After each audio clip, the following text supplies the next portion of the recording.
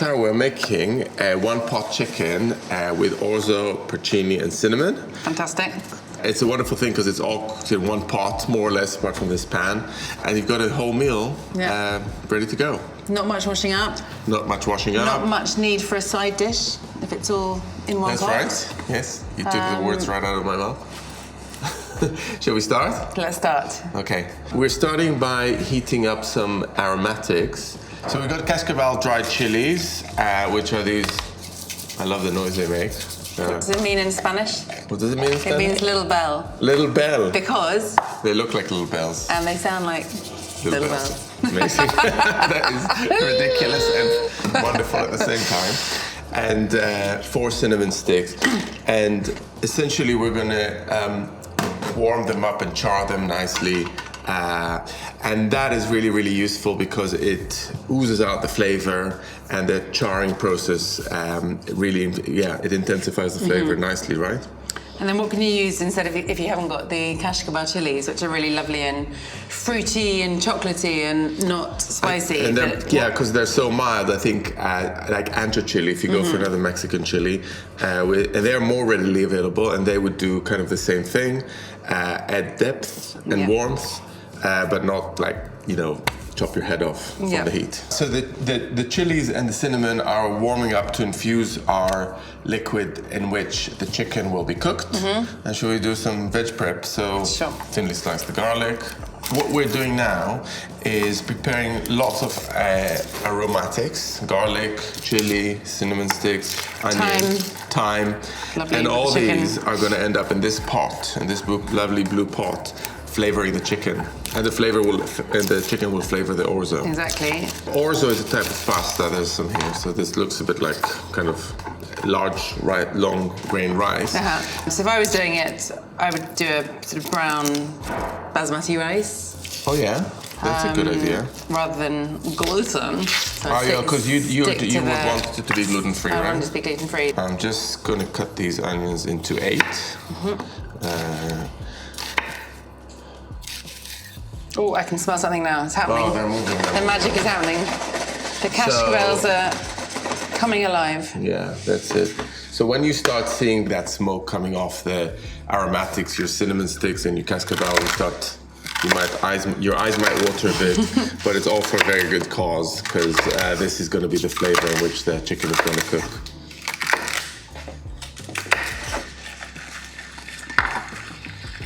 Yes. I think it's okay. I can smell the cinnamon really well and the chili, so I'm going to just throw them into this pot. And I'm going to just get the kettle boiling, and I'm going to add porcini mushrooms here as well. Quite a lot of mushrooms. So again, we're talking about hearty, wintry, deep, woodland kind of chicken. So we've got the mushrooms here and the chilies and the cinnamon. And I'm just going to pour in some boiling water. So just over 1 liter of boiling water.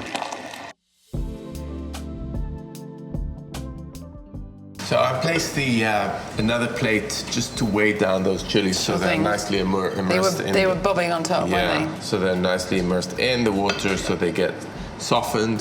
Shall we do the chicken now? Let's do the chicken. So we're seasoning. It's important to get the chicken nicely seasoned. And it's important that you match your clothes to your ingredients. If there's one thing you're going to learn here, is that you've got to match your clothes to your ingredients. This lemon just goes straight inside the chicken. And if you don't mind, I'll give you salt and just kind of get it all over the chicken nicely. The lemon goes in as you get this nice kind of fragrant lemon flavor going on inside the chicken. And shall we just sear it now? Sure thing. And it's quite important with the chicken, you want to sear it, you want the oil hot but not too hot, so it gets a little bit of color, not too much, and that's just extra flavor. And you don't want the skin to split, ideally. And try not to split the skin, so just be quite gentle with it when you turn it round. Yeah, I love a tongue.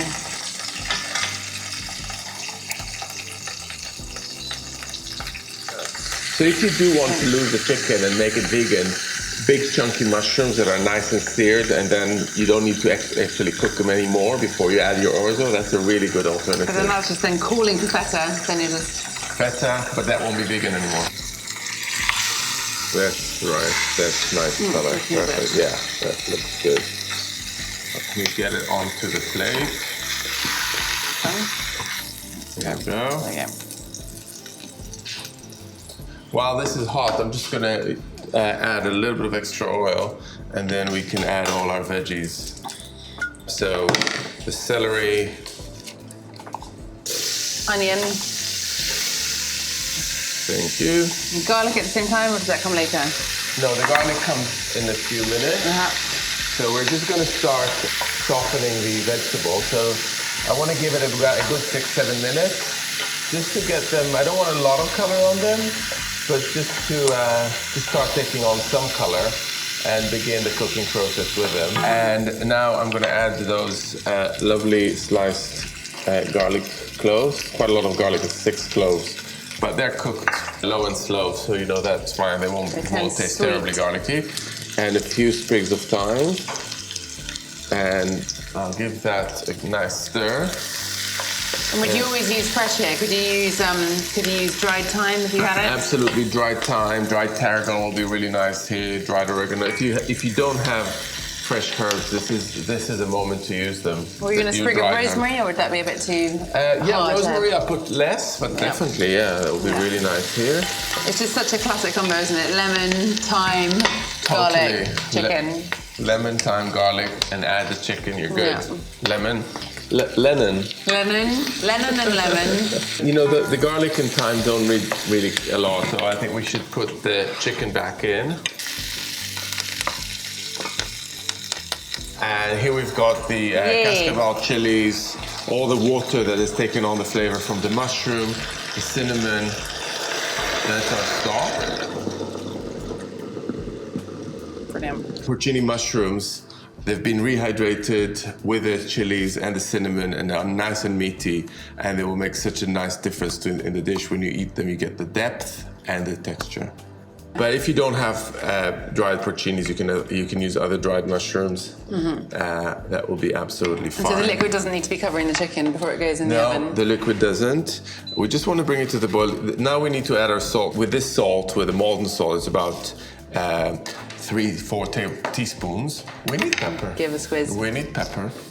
We're not okay without the pepper. We're not okay without Although we pepper. have the chilies, so we're good. Perfectly unacceptable. Now it's really boiling. Beautiful. So I'll cover the smells lid. so good. And straight in the oven. And it goes into the oven for 50 minutes.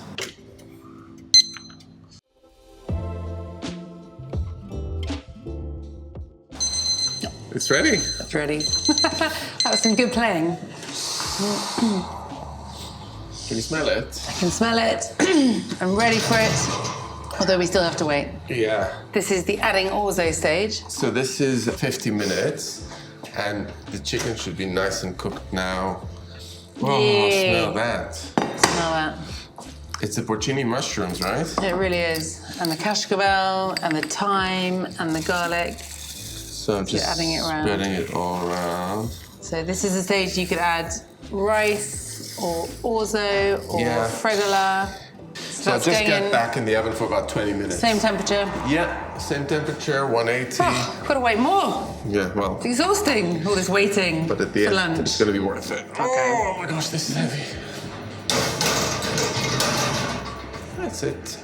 And 20 minutes, we're ready to go. Ready for the steam. Ready for the steam. Yay. Wow. Look at that. That is See? beautiful. It's all swelled up. And you got the orzo that has now absorbed all the flavors. And there's still a bit of liquid on the bottom. So, but obviously the orzo is ready. So we'll just put it for 10 minutes in the oven to get more color, to get some of that liquid to evaporate. And then we're ready to go. Super duper.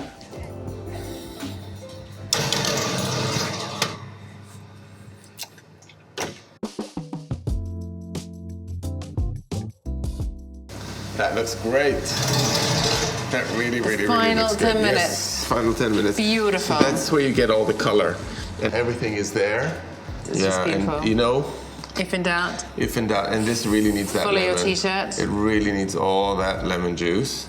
And we're going to serve it with a couple of lemon wedges as well, because as you serve it, it adds that extra freshness that this wintry dish really needs. And would you serve it with some Greek yogurt? Nice thick white yogurt? Yeah, absolutely. Greek yogurt. Green salad?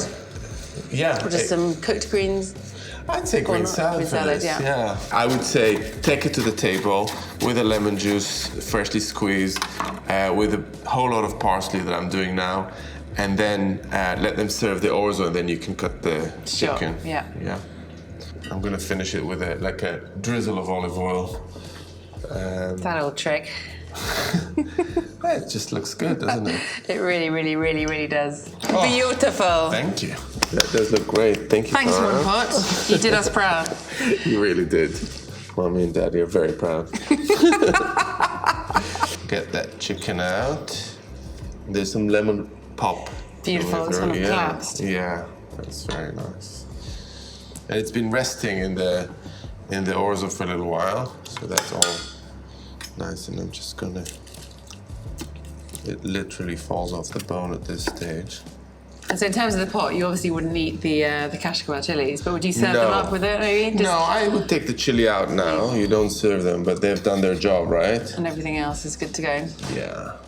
Final squeeze of lemon. I'm not going to talk about lemons anymore, but... Can we quote you on that?